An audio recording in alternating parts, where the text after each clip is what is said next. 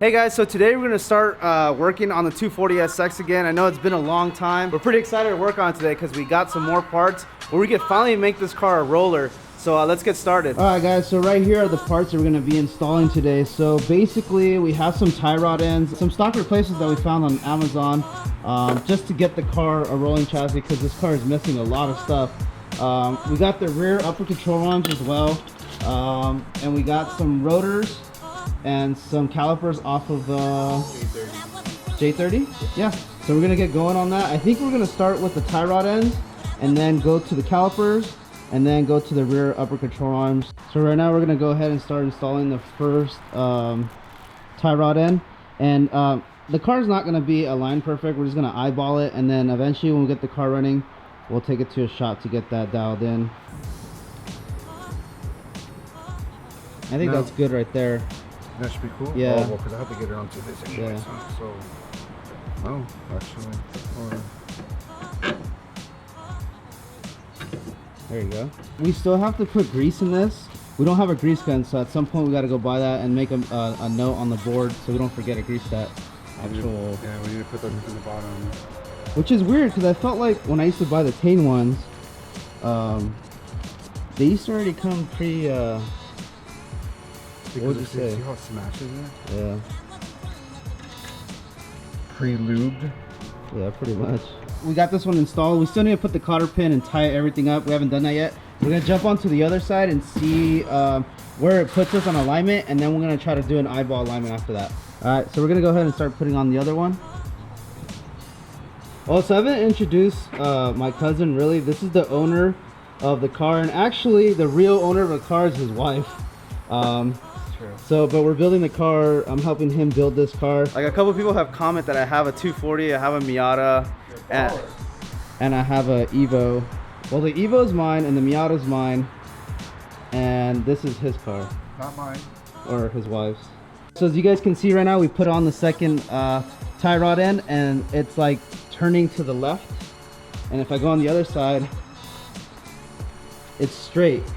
What we're gonna end up doing is unscrewing this one, and he's gonna thread it in a lot more, and that's gonna be our eyeball alignment. Keep going, because this has to be like basically right there. All right guys, so we finished installing the tie rod. We still have to put grease in here, and then we left the cotter pin kind of not on there correctly yet until we grease it, because we're gonna have to knock it out. But we basically have a steering car now. We timed all the arms and stuff, and we're pretty solid on that side. This was like wobbly, and it's not wobbly anymore. Same goes for the other side. I'll show you guys real quick. So this side's solid as well, and this looks a little off, but it's okay. We'll align it later, and we'll take it to a shop when we finally get it running. All right, so the next thing we're gonna start installing is the rotors and the actual calipers. We'll get going to that right now. So right now we're putting in the brake pads inside the caliper. We're gonna start putting it in right now. We kind of compressed it, so we get going. Got it? Alright, so that wasn't too bad. We finally got the caliper installed. 2 bolts on this side and compressor caliper, and it slides right in. So this is a little flimsy, but I think once it gets pressure when we bleed it, and then a rim holding it, is going to get into place in the right way it's supposed to be. We're going to look it up on the forums and make sure, and if you guys see this video before we figure it out, please comment down below if this is supposed to be flimsy. This is off of what car again? An Infiniti J30. An Infiniti J30, so yeah. And what helped to slip it over the rotor really easy is that we compressed it while I was outside. I just used like a flathead and pushed it down. Which they're probably going to say, man, you're going to blow out the seals. Probably. But oh well. And the reason why we got these instead of a S13 was because, first of all, it's a little more stopping power because it's actually 2 pistons compared to 1. Alright, so he's already put both of the bolts on the back. He's going to tie it down real quick. Can you point out where the bolts are real quick? That's one. And then one up here on the top. Okay. What size are those? Should be a 17. Okay, 17. 17. So we're going to start installing the rear upper control arm. Giovanni's just loosening the shock on the bottom. so we can slip it in there real quick and slip it in there real quick. Yeah. What is this? Is that normal? I really hope that is, man. I don't think so. Yeah, the other side has it. I don't know. If anybody can chime in on that too. God damn it, man. Let me see what's wrong with it. I don't know. I never seen this. Is that supposed to be on the bottom of the... It should be a round big washer. I don't know why it's like cut like that. Dude, we had so many surprises already. Alright, so we basically got the shock off and then you just slip it in on this side. You got it in. Oh, you got it wrong. It's the other, or just spin it. Oh shit, yeah. Oh yeah, I'm not there you go. And then this again, we're not professional alignment guys, so we're just gonna kind of get it where like we're gonna use these bolts too. We're gonna eliminate the camber bolts. We're gonna put these like lockout bolts.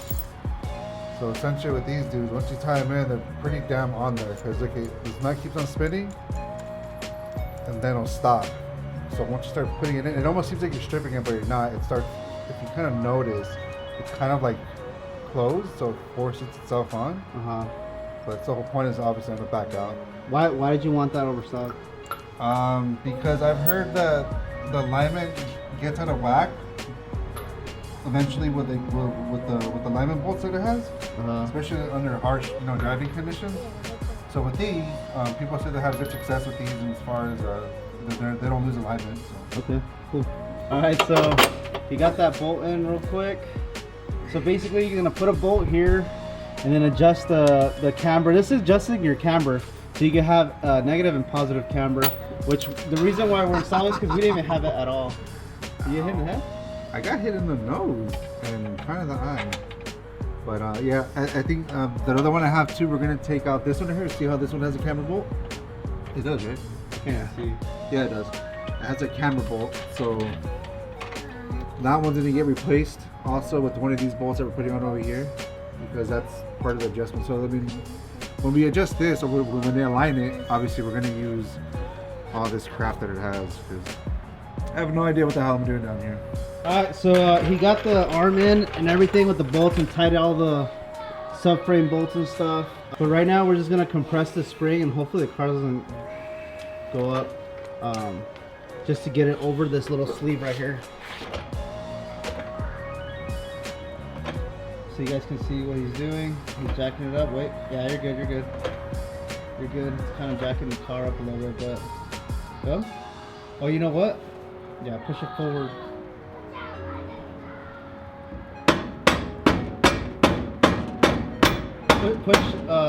Put the jack down again. Put the jack down again, and then push the jack forward as much as possible. So you have to kick it in. Yeah, right there. Now jack it up right there. Don't let it come back. Sorry to film it, guys. I had to help him because it was really difficult because we don't have a spring compressor, so we used the jack as a spring compressor. So probably wasn't the most ideal, but it worked. Yeah, it worked. And then we have a little homeboy over here, so I gotta be careful with him. And now we're babysitting. Okay, well that's that. All we need to do is the other side. We're not gonna film that because it's essentially the same thing we're gonna do here. So. Yeah. So we'll kind of end the video here, I think. Yeah. Yeah. So that's pretty much it. How's the 240 gonna sound when we're done? And then where are you gonna take it after it's ready to go? I'm going to take it to the... Look over here. Look into the camera. So I'm going to take it to the dresser bend. Really? Yeah. Where? So I got to put the wheels on. So I got to buy the motor. What kind of motor? I got that. If that wasn't cool, I don't know what is. Give a like for that. That was awesome.